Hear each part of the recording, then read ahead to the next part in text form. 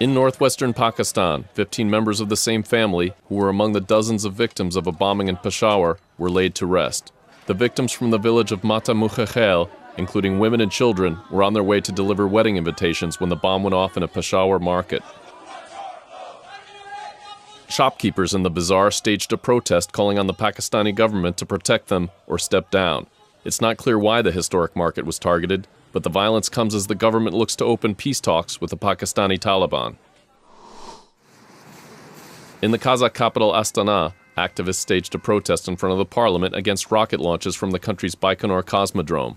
They wore yellow suits and gas masks to highlight the harmful effects of the fuel used in Russian Proton-M rockets. One of the rockets crashed and exploded shortly after launch in July. In Russia, a small group of civil society activists hung signs outside the Moscow city court to protest the prosecution of the so-called Bolotnaya prisoners.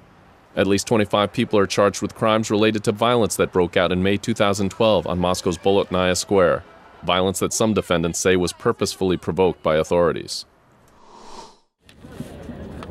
Afghans are observing 2 days of mourning for the estimated 5,000 people killed after a communist coup in 1978. A list of the dead, missing, and disappeared was released recently by Dutch war crimes investigators. Several hundred people held a candlelight vigil in Kabul to commemorate the victims.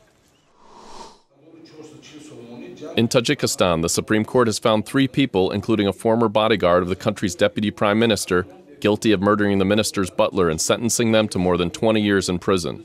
They were also found guilty of kidnapping, theft, and illegal weapons possession charges related to the 2005 attack. A 4th suspect remains on the run.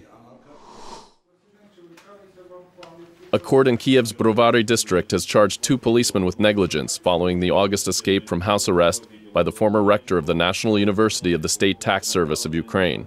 The rector, Petro Mielnik, was arrested in July on extortion and bribery charges. Georgia's capital, Tbilisi, is hosting the 5th edition of the International Festival of Theater through early October. The festival bills itself as a bridge between the theaters of Europe and Asia, with participants from Europe, Russia, the Caucasus, and the Middle East. And that's the video roundup from Radio Free Europe, Radio Liberty.